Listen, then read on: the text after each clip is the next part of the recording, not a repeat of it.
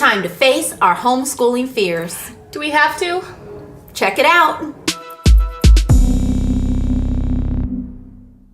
Hey, we're Chips and Salsa, two homeschool moms bringing you fun, practical, and encouraging tips. If you haven't done so already, hit that subscribe button. We have a goal to reach 1,000 subscribers by August. We'll be 2 years old. So hit that bell button, and that way you won't miss any of our upcoming videos. Today, we are challenged with the topic The fears of homeschool moms. Yeah, it's big.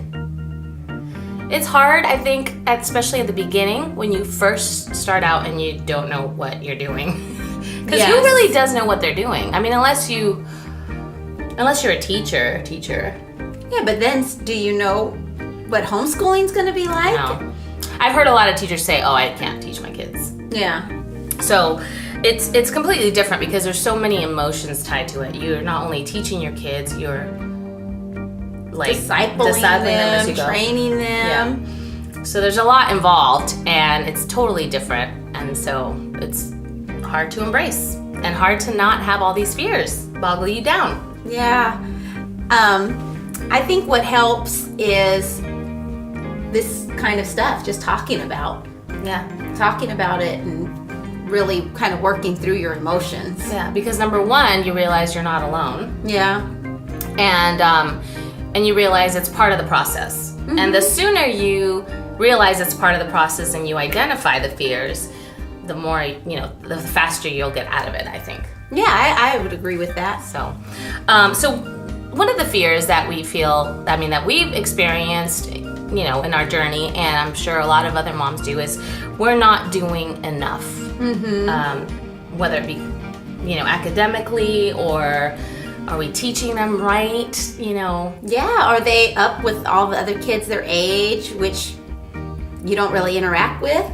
Right. Well, and I think because we go through a charter, we have a lot more of that comparison in our face. Mm-hmm. Because of the standardized testings that they have to take, and it's just not, homeschool curriculums are not really designed to fit some state standard. It's very organic and very different. Right. So it's hard sometimes to let go and trust the process and say that, okay, but I'm not doing that. Yeah, and I think that fear kind of stays with you for a while. My oldest son is going into high school next year, so 8th grader, and he is an awesome young man. Yes, he is. He is smart, he is polite, he enjoys reading. Yeah. So I think I'm seeing the fruit of my labor now, and it's wonderful, but how do you know when you're in the midst of it? Yeah, you don't. And I think one of the things that changed my mentality and helped me relax a little bit was I'm not teaching my kids necessarily like all these facts, even though they are learning all of that. Mm-hmm. I'm not teaching them so that they know everything there is to know about everything in life. Right. Even though they are learning a lot more than I ever learned in school. But what we're teaching them is to enjoy learning and to know how to learn. So they're learning how to learn because guess what? When they're older, when they're adults, all you have to do is search. Google. Yeah, exactly. Google or go get a book, and read about it. Yeah, and that's the thing. Anything that you want to learn, if you know how to read and comprehend, you can learn that subject. So one of the things I think that helped us was simplifying our homeschool with just making sure that we are doing reading, writing, and arithmetic, the 3 R's that they call it. Well, up until I started researching just a simpler way to homeschool and found Robinson curriculum. And I haven't stuck with that, but it really did solidify this idea that if you stick with reading, writing, and arithmetic, you are going to touch everything that your kids need. Yeah. And reading lots and lots of rich literature is way more valuable than hours of worksheets. Right. And so the get rid of that fear in our lives and just trust the process of learning and growing with literature, with the curriculum that you choose, and marching forward. Yeah, so our fear buster is just that. It's trust the process and follow the 3 R's. But what if our kids grow up sheltered and then resent us because they didn't have the junior high school experience, they didn't get socialized? I know. Well, I thought about that a lot because I am a social person. I like to have a lot of friends. But honestly, I'm going to be really honest. When I look back to my junior high years, I was always stressed out. I was always stressed out because it becomes this like survival of the most popular, thing. And I went to a small private Catholic school in Florida, but it was like this thing of always, are they gonna like me, or I have to do this, or I have to act a certain way. And I'm a confident person, right? But still, I just always felt, that took priority over my learning. Let's put it that way. Wow. That's huge. And I had straight A's and all that stuff, but I feel like if I didn't have all that social pressure, I would have been way better off academically or just in every area of my life. Yeah, and what I've found is through church, through co-op, the kids are growing in their friendships. Absolutely. They are expanding their horizons. And my kids have friends in lots of age groups. They're not just friends with people their own age that they happen to be in a classroom setting together with. They're friends with young adults. They're friends with young kids. They're friends with adults. Yeah. And I think that makes for a more well-rounded person. Absolutely. And studies show that children don't, having lots of friends does not mean healthy social life. It's having one or two close best friends, that's what shapes you. And that's really when you get into the nitty-gritty, of a relationship. That's where you really learn how to forgive and all that stuff. So, will they resent us? Doubt it. I didn't have a prom. I went to a British international school for high school, and I don't care. I had the best time. Yeah. Without a prom or anything. And it doesn't mean that they can't have a prom. They have lots of programs where they can go to their formals and stuff Absolutely. like that. And that doesn't define your high school experience. Right, exactly. So is there such a thing as junior high and high school experience? Yes. Is it favorable? Everybody has different opinions, but my opinion is no.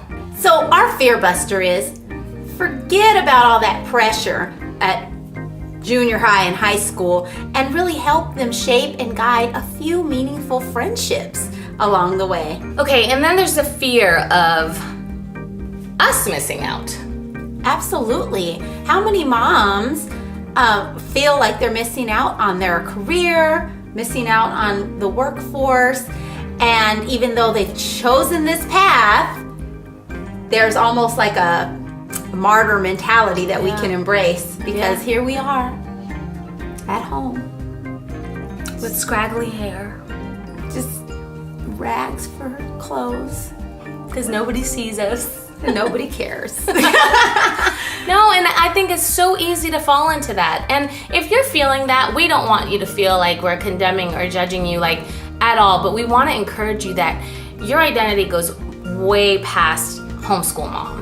And you have gifts and talents, and right now you're sacrificing and pouring into your children. That is beautiful. It is. And so valuable. There is so much future ahead for us that really embracing now and dreaming for the future is awesome. Yeah. We don't want to miss out on this time, and we want to enjoy it while we're here. Yeah. Not always think, oh, well, in the future I'll have a hope. But enjoy now because it's a short time. It is. And I think we don't follow, as homeschoolers, we all agree that we don't follow the norm. No. So who says that it's too late to get a career or to do what we want or to follow our dreams? Most successful people start around 30, 40 that I see. Fear buster is keep doing what gives you life and do it in small increments, whatever you can do during this time. And don't stop dreaming.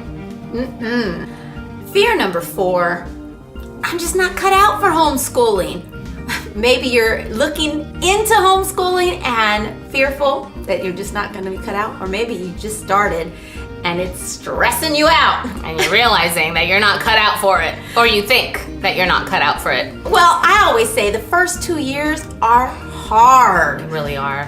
It is a new experience for you and for your kids. It's a new dynamic. Yeah. You're training and teaching your kids from day one. So you are their best teacher. But now you've put on this mantle of teacher, and there's a pressure there. There is. That partly we put on ourselves, partly our family puts on us, partly the government puts on us, that we have to rise up to some expectation, and that weighs on people. It does. I remember when my kids were in public school, I did not care about the results of standardized testing. Like, I did not care. And you didn't care about their attendance. No. And then as soon as I started homeschooling, I was freaking out about everything because you're like, it's on me. Right. But if I didn't care about it before, why do I care about it now? I mean, it's not that I don't care, but that's not where my goal is. You know? Right. My goal is to raise just respectful, godly children, you know, that are well-rounded. Yeah. And so it's this invisible pressure, right, that we have to say no to. So we need to forget about that invisible pressure and realize homeschooling is a calling. That if you feel the Lord putting on your heart to homeschool your children, He's going to supply you with everything that you need. Yeah. And I would say that when you are feeling like, I can't do this, that you remember why you started in the first place, because it'll give you that push of, you know what, wait, why am I worried about all this? No. The reason why I started homeschooling was this. And then you focus on that. Yes. And you'll get through it. Yeah. So Fear Buster is remember the why and know that, number one, you don't have to know everything because there are things called textbooks and curriculum. Yes.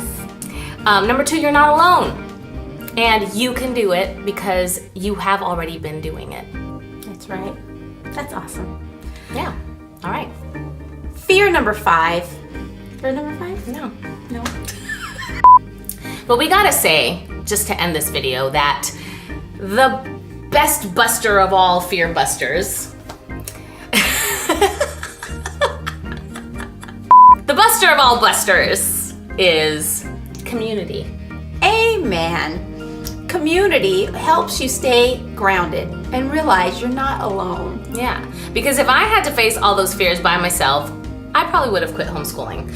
Right? But when you realize, oh, other moms feel the same way that I feel. Oh, other moms feel like quitting. Yeah. Other moms feel like they're not doing enough. You realize you're not alone and there's life beyond Right. that emotion. It's part of the journey and that you can do it. And if other moms have done it, and together, we can figure out ways to support one another and encourage each other when we're feeling that way. Yes. So important.